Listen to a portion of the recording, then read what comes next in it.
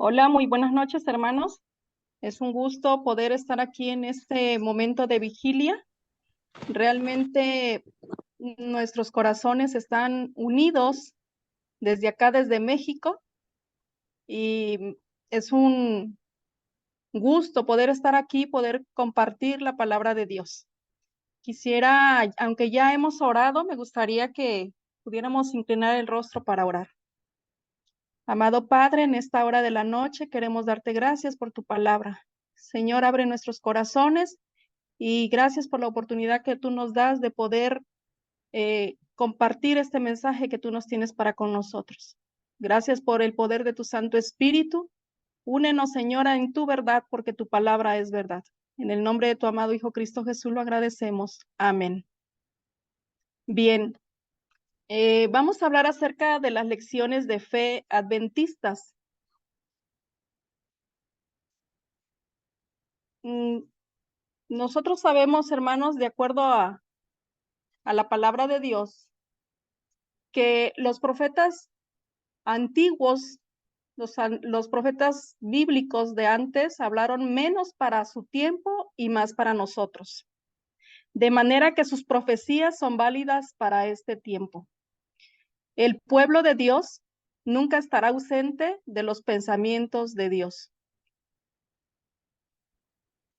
Y Primera de Corintios nos confirma que estos escritos han sido revelados para nosotros. Y dice Primera de Corintios 10:11, y estas cosas acontecieron como ejemplo y están escritas para amonestarnos a nosotros, a quienes hemos alcanzado los fines de este siglo. También Primera de Pedro 10:11 nos dice, a los cuales fue revelado que no para sí mismos, sino para nosotros administraban las cosas que ahora os son anunciadas por las que han predicado el Evangelio por el Espíritu Santo enviado del cielo. Cosas en las cuales desean mirar los ángeles. Y nos muestra o nos presenta una exhortación en esta hora, San Juan, o el libro de Juan 5:44-47, cuando dice, ¿cómo podéis vosotros creer, pues recibís la gloria los unos de los otros y no buscáis la gloria que viene del Dios único? ¿No penséis que yo voy a acusaros delante del Padre? Hay quien os acusa, Moisés, en quien tenéis vuestra esperanza, porque si creeréis a Moisés, me creeréis a mí, porque de mí escribió él. Pero si no creéis a sus escritos, ¿cómo creeréis mis palabras? Y Dios nos invita, ¿verdad?, a que nosotros creamos a nuestros profetas, porque ya lo dijo nuestra hermana Silvia en su primera exhortación, ¿verdad?, las características que tiene un verdadero profeta.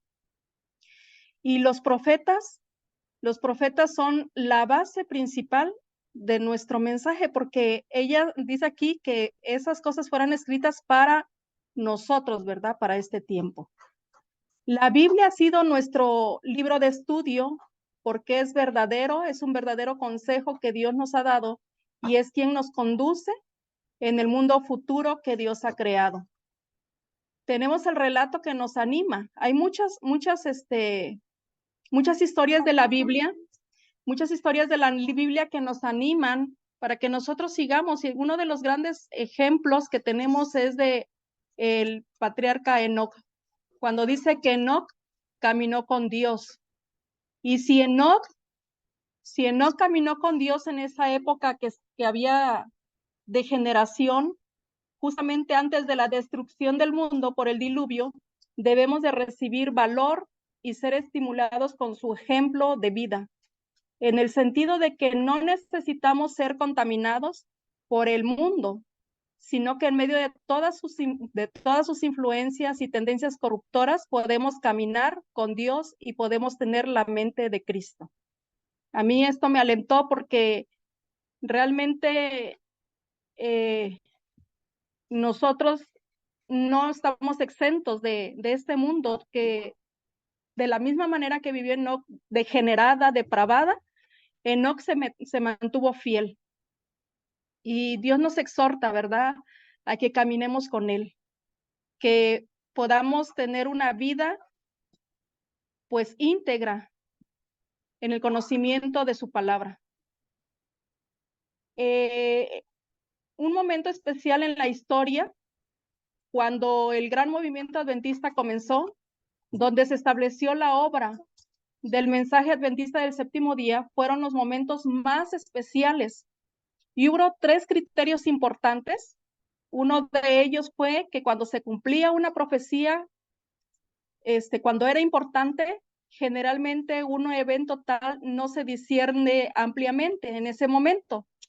Por lo tanto, particularmente importante y útil para mirar hacia atrás y retrospectivamente para comprender las dimensiones de la profecía, los mensajes que el Señor designó como verdad presente para este periodo Está de la historia de la tierra. ¿No se escucha? Sí, hermana, sí, es tal vez el suyo, hermana. Sí, se escucha bien. Sí, Cuando se colocó el fundamento, bueno, gracias, voy a continuar. Cuando se colocó el fundamento de una obra especial que Dios desea hacer, al comprender esos momentos es muy importante ver la forma en que se establecieron esos pilares, las evidencias de las Sagradas Escrituras y los eventos providenciales que paso a paso guiaron a los pioneros. Cuando ocurre una transición, creo que quedó muy arriba la diapositiva, Dios dirigió la mente a estos pioneros para el servicio del santuario real. Era un antitípico, y me llama la atención que, que en aquel tiempo Dios establece fundamentos, ¿verdad? Con el versículo que dice Salmo 77:13, siendo que el camino de Dios está en el santuario. Es vital comprender y seguir por la fe que Él hace para manifestar o para guiar a nosotros como seres humanos el problema del pecado. Y Dios estableció el santuario de forma muy especial para que el pueblo o los creyentes en Cristo Jesús pudiéramos llegar o ser guiados por medio del santuario al plan de salvación.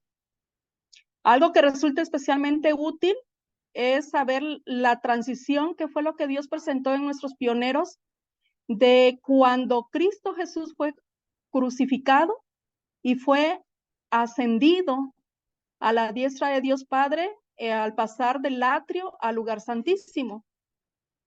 Como el pueblo piadoso de este tiempo, pues entendió mal lo que había sucedido, porque ellos creían, ¿verdad?, que la purificación del santuario iba a ser aquí en la tierra. Y es por eso que ellos experimentaron un chasco muy duro, un chasco amargo, pero finalmente llegaron a ver su lugar en el desarrollo del plan de Dios. Dios no los dejó solos, hermanos. Dios estaba guiando a este pueblo y a esta experiencia para que aquellos que realmente se habían de mantener fieles. Y también esa experiencia iba a ser guiada por la transición del lugar santo al lugar santísimo y que iba a iniciar el juicio investigador. Aquí vemos una filmina de cómo es que está distribuido, ¿verdad?, este santuario y cómo Dios se le reveló desde Moisés, ¿verdad?, lo que había de hacer para que el hombre o el ser humano, el cristiano, pudiera encontrar el plan de salvación. Y ahí vemos el atrio con sus partes, ¿verdad? Luego de ahí sigue el lugar santo y el lugar santísimo. No nos vamos a detener aquí, ¿verdad?, para no llevar más tiempo, pero eso fue lo que Dios en el tiempo de los pioneros les reveló, ¿verdad? La obra o los pasos que Él iba a seguir para que nosotros pudiéramos comprender en este tiempo el plan de salvación. Como ha participado, en todo nuestra condición presente, al repasar la historia pasada, puedo decir, decía la sierva del Señor, alabado sea Dios. Al ver lo que el Señor ha hecho, me llena de admiración y de confianza en Cristo como director y no tenemos nada que temer del futuro, a menos que olvidemos la manera en que el Señor nos ha conducido y lo que nos ha enseñado en nuestra historia pasada. Y en Proverbios 22:18 dice, no cambies de lugar los linderos antiguos que establecieron tus antepasados. Entonces, hermanos, nosotros tenemos que tener en cuenta que Dios ha establecido un mensaje para este tiempo, nos dice Pablo, ¿verdad? No es que tengamos otro evangelio. Ese mismo evangelio que fue presentado desde el Génesis es para nosotros, hermanos. Y Dios ha establecido esos señalamientos, ¿verdad? Para que su pueblo no se desvíe, para que no nos perdamos, ¿verdad? Cuando los mensajes del primero y segundo ángel fueron proclamados, y empezaron a sonar, hubo siempre hombres que se opusieron a estas predicaciones. Así como el Israel tuvo como opositor a un pueblo mixto, en estos tiempos nosotros también tenemos opositores, pero Dios ha realizado en ese tiempo los pioneros, esos grandes pioneros, también se llevaron a cabo grandes milagros en la vida de aquellos hombres que lo único que deseaban era servir a Dios. Había varias experiencias, hubo varios milagros, hubo reformas, la educación se empezó a establecer, empezaron a abrirse sanatorios también, empezaron a abrirse escuelas, hubo varios viajes que fueron llevados para que pudieran llevar el mensaje de salvación a todo el mundo, porque esa era la encomienda. Y me gustó mucho esta parte del pastor Wagoner, que entregaron su vida hasta el último aliento trabajando en la causa de Dios. Y él, como un siervo de Dios, había escrito libros en defensa de la verdad. El 17 de abril de 1889 falleció repentinamente en Basilea, Suiza, justo después de haber completado su último libro. Y hace rato escuchaba yo a quien tuvo la exhortación, a la hermana Silvia, hablando del Edén. Precisamente Wagoner escribió un libro que se tituló Del Edén al Edén. Y el 16 de ese mismo mes de abril, él se ocupó todo el día escribiendo ese libro e hizo esta entrada en su diario. Tuvo un arduo trabajo. Del informe de su caso hecho por algunos hermanos europeos se obtuvieron los siguientes detalles. Y dice el escrito, en la mañana del 17, eso de las 5:30, cayó muerto en su cocina y sin un momento de advertencia de parálisis del corazón, había estado trabajando mucho para terminar la edición en inglés de su nuevo libro y esperaba salir para Londres el domingo siguiente para trabajar en relación con la obra allá, antes de volver a América del Norte el próximo verano. Desde 1854, el pastor Wagoner había estado constantemente y destacadamente ante el público en defensa de la verdad, tanto en el púlpito como en las publicaciones. El tiempo de su muerte tenía casi 79 años de edad y fue sepultado en Basilea el 20 de abril. De este modo cayó en su puesto del deber otro de los pioneros obreros acerca de la causa. Hermanos, muchas veces nosotros, ¿verdad? En este caminar, muchas veces nos cansamos y nos desanimamos. Y hay frialdad y hay oposición y hay un frío formalismo, ¿verdad? A nuestro alrededor.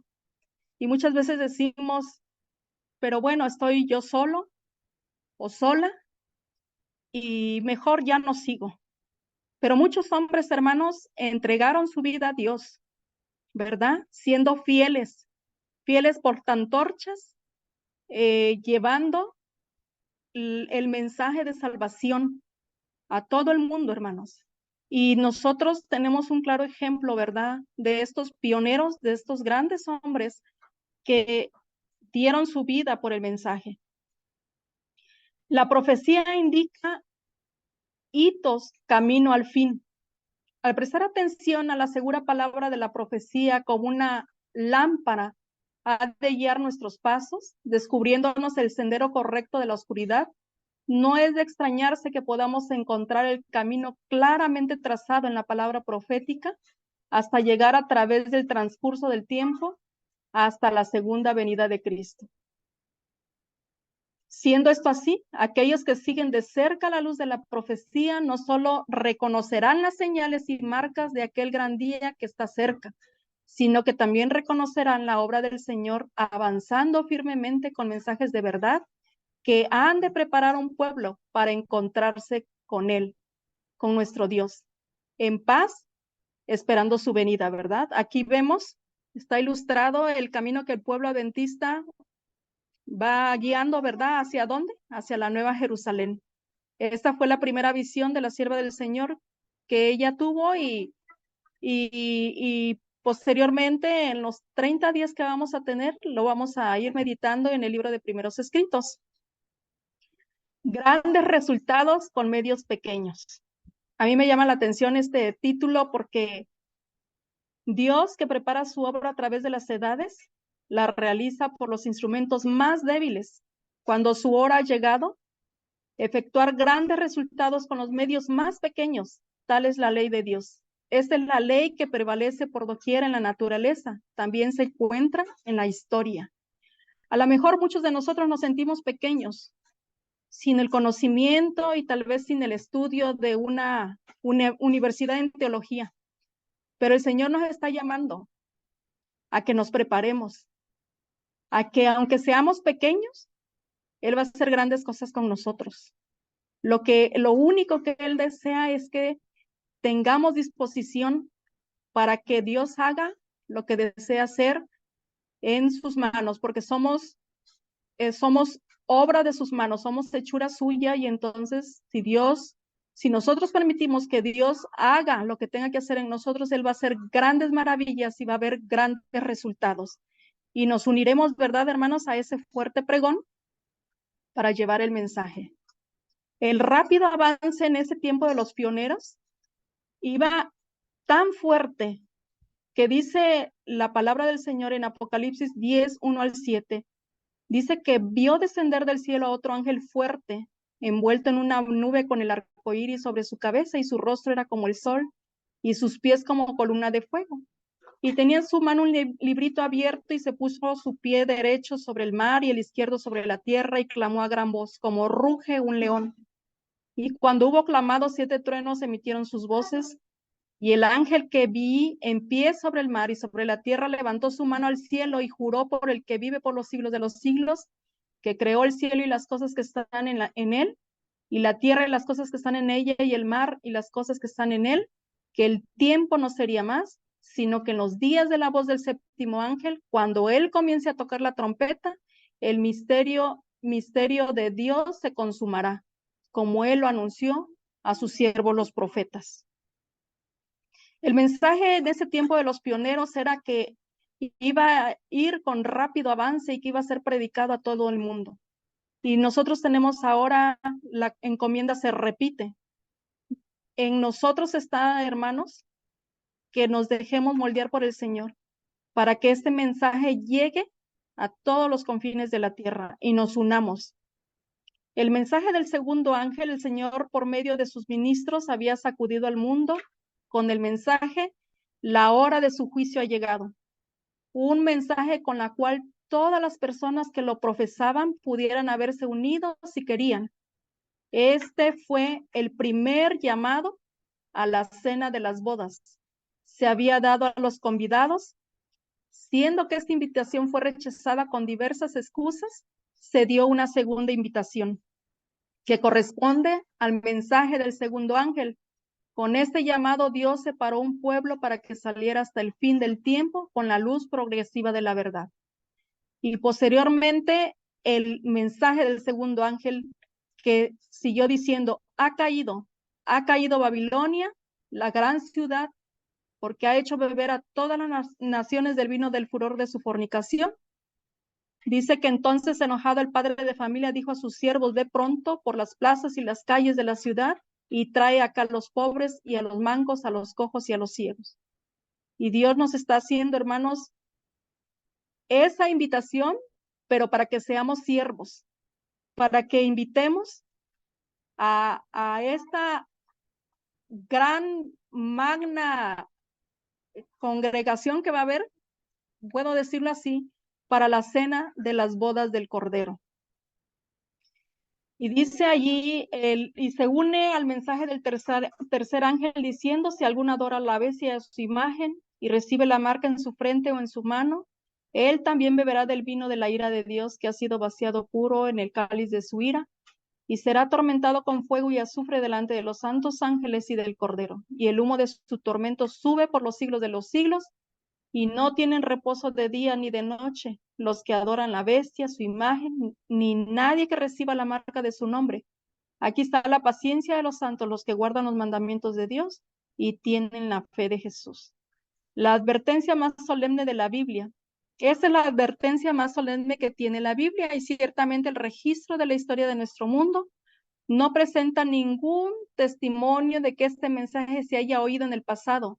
El hecho debe haberse demostrado que los primeros dos ángeles de esta serie se refieren a la generación presente. Establece más claramente el punto de que este mensaje no pertenece a las edades pasadas, sino ahora, hermanos. Ahora, nuestros pioneros tuvieron una experiencia de predicar estos solemnes mensajes, pero ahora se están volviendo a repetir y tienen que ir con más fuerza.